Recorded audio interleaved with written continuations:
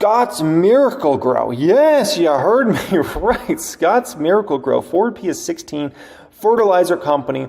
Stock's been hit heavy over the past 5 years. In the past 5 years, Scott's Miracle-Gro is now down. It's lost nearly a quarter of its value in the past 5 years on this one, right?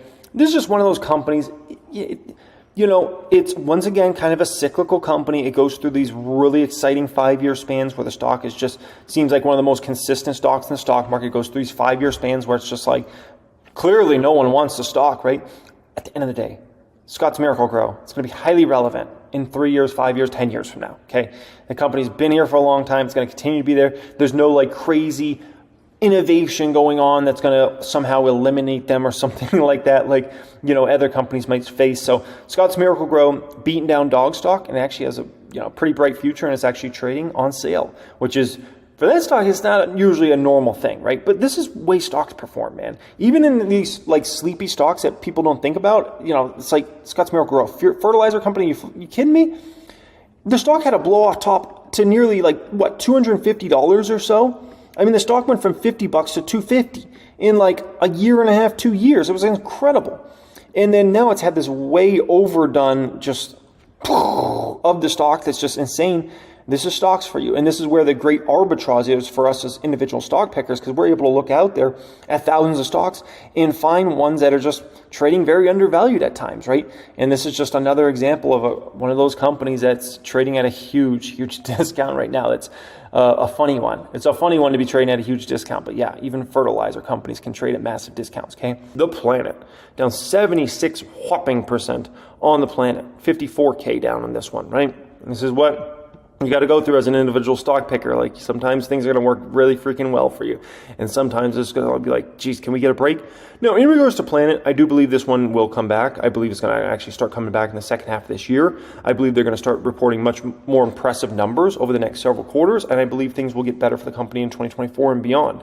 I believe the market in regards to this industry is in a bottoming out phase right now, and I believe it will gradually get just a little better. I don't believe we're going to have a V-shaped recovery in this industry. I believe things will just kind of gradually get a little better over the next several years. I believe that will be a boom for Planet. If there can ever be any sort of realistic possibility of federal legalization, it's a game changer. That's the V-shaped recovery, if we could ever get that. I don't know if that's going to happen. Great balance sheet in regards to Planet. They got the Illinois location opening soon. It looks like the Vegas location has been ramping back up business, and at least from what I've seen at that location. So we'll see what numbers they post over the next few quarters. Obviously, Vegas is going to continue to just have a lot of big events. We got the Super Bowl coming up. We got the F1 race coming up. That's massive. And obviously, Vegas is always just a huge tourist attraction in general. So I believe I believe Planet will come back, and I believe it will actually start to come back the back half of this year, and it'll go into many years to go in the future. So I have full faith in that one. And the management team there has always been, the management team there has always been one of those that they figure it out, man. This is a company that, remember, during Rona, they should have went bankrupt.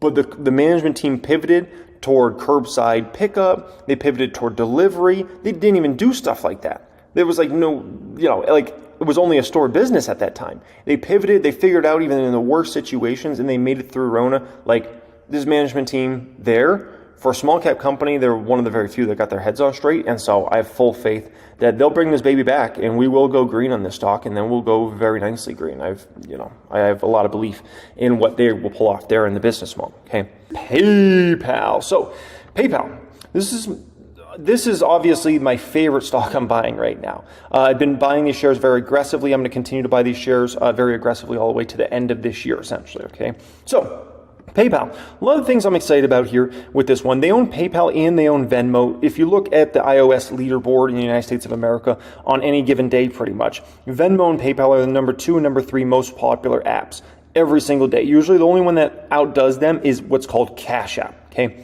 Now, if that wasn't enough, those successful businesses obviously own PayPal and Venmo. They also own Braintree, which is, let's just kind of think of it as the back end of a lot of e-commerce businesses, of a lot of apps and websites in general. And the thing that makes Braintree so special is you as a business, you as an e-commerce company, whatever, you're going to be more successful the more payment options you offer. If you can offer credit cards, debit cards, if you can offer Apple Pay, Google Pay, PayPal, Venmo, and many other services, you're just going to be much more successful than if you don't. Like, it's been statistically proven by a lot of companies over time, like the more options you offer, like the better off you're going to be. Because and especially nowadays, because not everybody likes to pay the same way.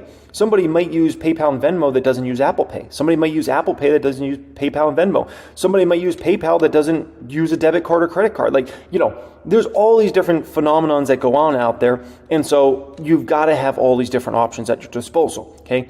And they also own this business that doesn't get talked about that much called Honey, which is, think of it kind of as like coupons, promo codes, deals, things like that you can easily integrate into the PayPal app, PayPal website, or other places as well. So that's an intriguing, just quiet business no one really talks about, because obviously when you own PayPal and Venmo, like everybody's going to talk about PayPal and Venmo and kind of forget about Braintree, forget about Honey or anything else you really got going on out there. Now, in regards to PayPal, this is one of the most consistent growth companies over time. This is their revenue growth over the years. I mean, it doesn't really get more consistent than that. It's absolutely beautiful in terms of their revenue growth over the years. Now, where things get shakier is net income growth, because the net income growth has been, up and down over the years. For a while there, they had it consistent. Obviously, from 2013 to 2014, net income dropped in a massive, massive way while revenue was going up.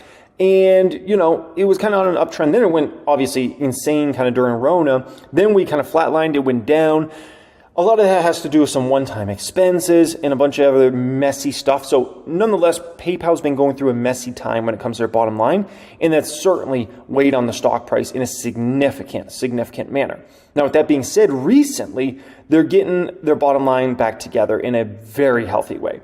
If you look at their latest quarterly numbers they just reported, their EPS was right in line with what analysts were expected, and as far as on a GAAP basis, generally accepted accounting principles, they actually had a very nice beat as far as the EPS there, okay? They also beat on revenue as well. So this is what PayPal needs to get back to, is a company that's known for beating numbers, not missing numbers, right? A company that's consistently grown net income, the shareholders will return in PayPal over time, okay? As long as they can put up those numbers. Now, in terms of EPS growth, this is what analysts have on average. Year-over-year growth, about 20% expected for this year, about 14 to 15% expected next year, 2025, 12.5%. That puts the company at 12 times this year's numbers and 11 times next year's numbers. Now, for a company that's growing, like PayPal's growing, like that's stealing money, like in my opinion, right? If this was a company that, their revenues are just going to go down and down and down, I could say, okay, yeah, this might not be a good deal, right? But for a company that's a growth company, here's what analyst expectations are, and I have somewhat similar numbers as analysts have. They have them growing about 8% this year, 9% next year, and 9.5% the next year. For a company that's growing top line like that, and likely going to grow the EPS like they're going to grow it, I think the risk reward is pretty darn attractive at this valuation. So that's why I'm buying every share in sight in regards to this one. Now, we got a new CEO coming in, okay? Alex Chriss. Okay. Now, he's going to start here actually this month as far as on the job, right? He's going to be PayPal's new president and CEO. He's got two big roles now as the president and the CEO of this company. This is big time for Alex Chriss. He comes over from Intuit. I've looked more into him and I like the move. Obviously, we need to see it play out. We need to make sure he is the right guy. You can't get too excited about these new CEOs that come in at a company, right? Because at the end of the day, you never know if they're going to pan out. Sometimes they don't. Alex Chriss has a pretty good pedigree coming from Intuit. He was a very high-level person at Intuit over the years.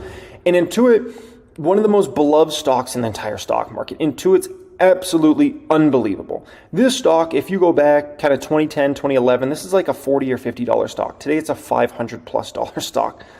So the stock's over 10x in just over 10 years. Now, do I expect him to over 10x PayPal stock over the next 10 years?